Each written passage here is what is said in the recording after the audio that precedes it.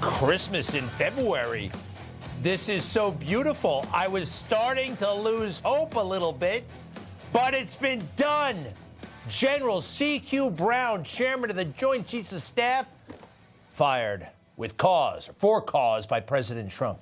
This guy was mutinous. This guy was, oh boy, that was a big problem that had already happened, that would have happened again. This just happened a little while ago. President Trump, via a tweet, and they gave him the heads up. They let him know that he was done.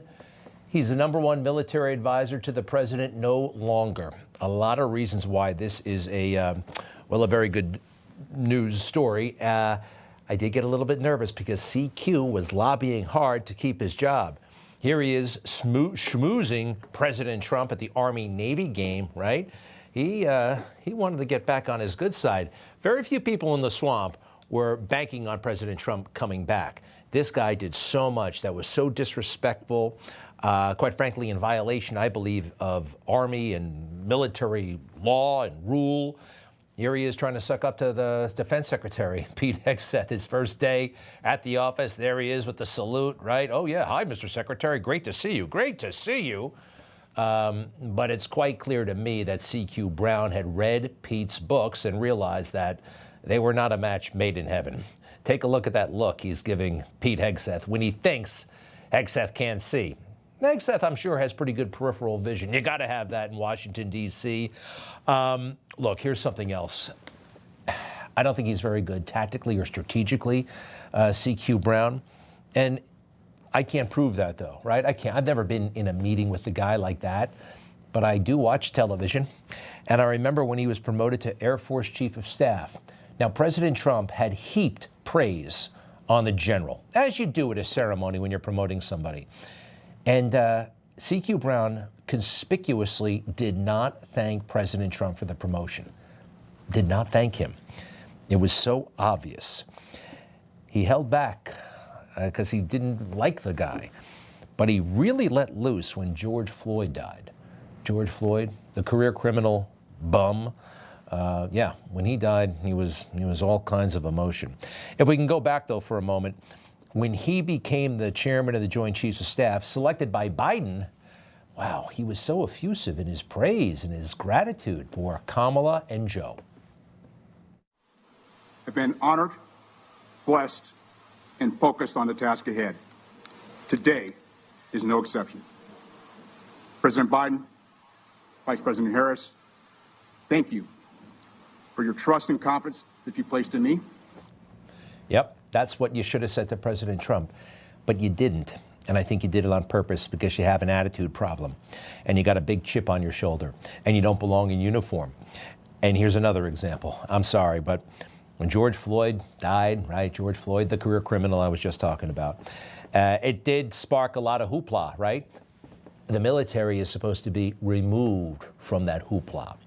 So he goes down to the audiovisual department in the Air Force. Fire that camera up. I've got a message for everybody in the Air Force about George Floyd. Guy's about to have an emotional breakdown. Maybe he's faking it. Maybe he just wanted to do maximum harm to President Trump. Because in the summer of 2020, George Floyd, talking politics now, right? That wasn't necessarily an advantageous story for Republicans, more so for Democrats. They were exploiting it. Anyway, this is what the guy said. I want the wisdom and knowledge to lead, participate in, and listen to necessary conversations on racism, diversity, and inclusion.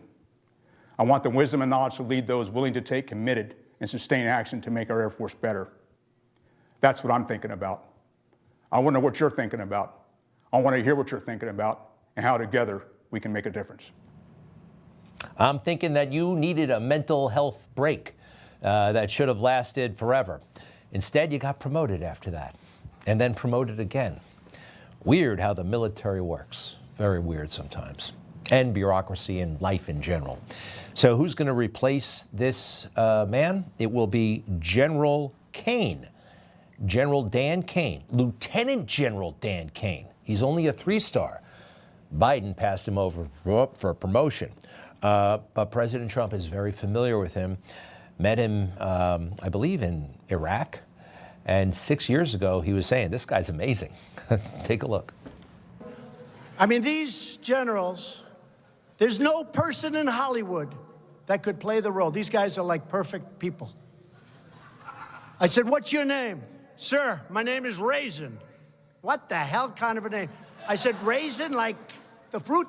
He goes, yes, sir, Raisin. What's your last name? Kane, Raisin Kane. I said, you gotta be kidding. It's true. Raisin Kane, I just made him a big star. So I have Raisin Kane, 3 other generals, colonels, sergeants, and I said, bring the cameras, I'm gonna make a movie. This is the most incredible thing. And I said to the generals, listen, we gotta get out. I wanna know, why is it gonna take 2 years to knock off 2 or 3 or 4%, which is what we had left? It won't, sir. I said, tell me why it won't. It won't, sir. If we attack them in a different manner, we can do it much faster. Okay, General Raisin Kane, how fast can... Sir, we can have it totally finished in 1 week. I said, 1 week? I was told 2 years. 1 week. And it worked. They beat ISIS. President Trump doesn't get enough credit for it. I'm glad that Raisin Kane is finally getting his credit. General Kane, 3-star, about to get a 4-star. Do we have another picture of that guy? We got to get his name down. Lieutenant General Dan Kane, soon to be a 4-star general. Is he with us or not? That's okay. We'll see him at the confirmation hearings. There he is. Looks like a straight shooter, but anyway, it's great. He's got a brand new job. I think he needs Senate confirmation. That shouldn't be too much of a problem. This is light years better than CQ Brown and his unfortunate attitude and being all choked up about George Floyd on government time. That is mutinous behavior, what he did. And in the same summer, the then chairman of the Joint Chiefs of Staff, a guy named Milley, again with the George Floyd. I mean, you guys are in the Army and the Air Force, right? You're not supposed to be reading Twitter all day long. This is mutiny. Take a look. I am outraged by the senseless and brutal killing of George Floyd. What we are seeing is the long shadow of our original sin in Jamestown 401 years ago. We are still struggling with racism, and we have much work to do. Unspoken and unconscious bias have no place in America, and they have no place in our armed forces. And we should all be proud that the vast majority of protests have been peaceful. We must ensure fairness and equity at all key gateway selection boards, including promotion, command, and war call. Be inclusive. Make a commitment to seek out and surround yourself with those who don't look like you. Wow. That's perverse. It's nothing to do with military life. He said that in the summer of 2020. That is meddling in politics, big time. And he hasn't been punished for that, but I think he will. This is what he was doing in public. Think about what he was doing behind the scenes. Let's stay tuned on that. I know that they're looking into him very, very aggressively. Hey, here's some more good news. These 2 young freaks are not getting out of jail. Lyle and Eric Menendez. Yeah, I know that they were young and handsome or something like that, and girls like to see this Netflix episode on TV about how cute they are, and who cares? They killed their family. They killed their parents. They were adults and blew their parents away with shotguns. And then, like, after 4 stories the cops didn't believe, they came up with another story that they still didn't believe, that we were molested by our parents. Well, shout out to the DA in, where is he? Los Angeles. He said no. What happened was they came forward, family members said, you know, you really should let these guys go. We actually think that the father may have molested somebody. But they said that at the trial, and it didn't work.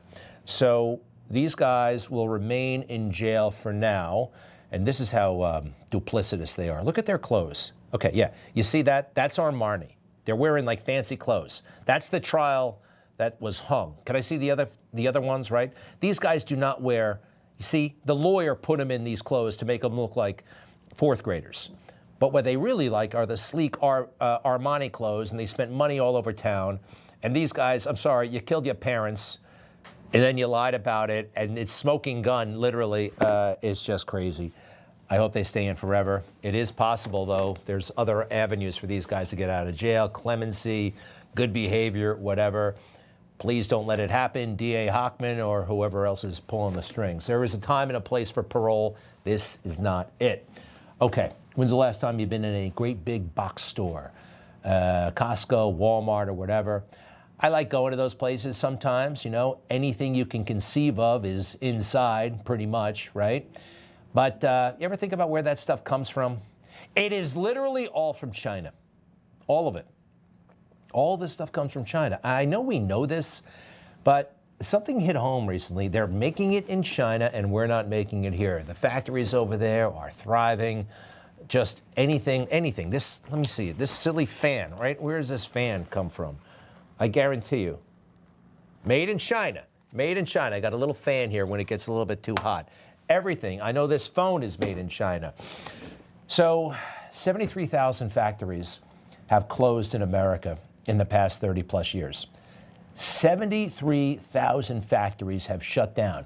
You know, people try to say, oh, China, they're a powerhouse. Oh, China, they're so smart, and the ingenuity over there. No, we gave them all this stuff.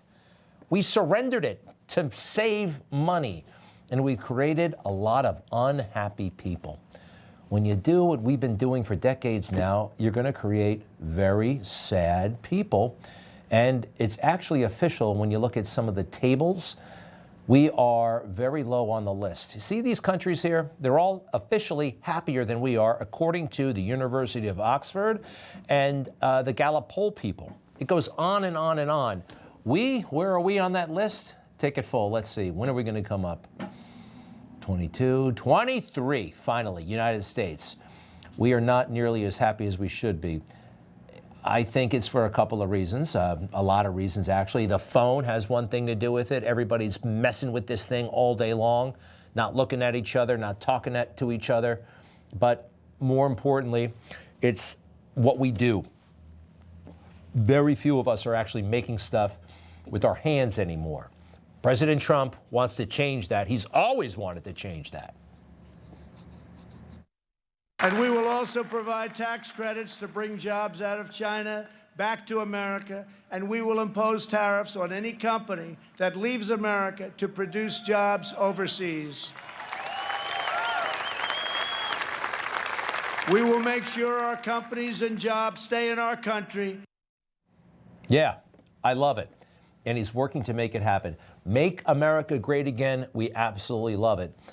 As a subset, make America make stuff again. Because I do believe, and there's some evidence to suggest that if you're not making stuff, if you're not making your own stuff, you're not as satisfied as you might be with your life. It's different. We're consuming and consuming and consuming. Some of the stuff is in that book that people are talking about. It comes out in the spring. It's called 1971. How Nixon in a certain decision destroyed humanity. It's back when we went off the gold standard by a guy named Stone. Very interesting. You know, back in 1971, there was like one super duper rich guy in America. It was Howard Hughes. He was a bit of a nut job, but everybody knew who he was. Everybody knew he had crazy money. And that was like a kind of a bizarre and eccentric thing to do, to even have that kind of money. Now, we have a lot more billionaires. And they're crazy and they're eccentric, and some of them are kind-hearted and philanthropic. But I think it's had a kind of a corrupting effect on the rest of us. The private jets and watching people flaunt their wealth makes everybody jealous, on edge a little bit. The government keeps printing and printing and printing money, and there's the illusion that we can get some. And thanks to Instagram, everything, and I mean everything, always looks better, right? Everything's better on Instagram. That thing is really messing with our heads. I hope that President Trump, along with Peter Navarro and everybody else, can get this country making stuff again.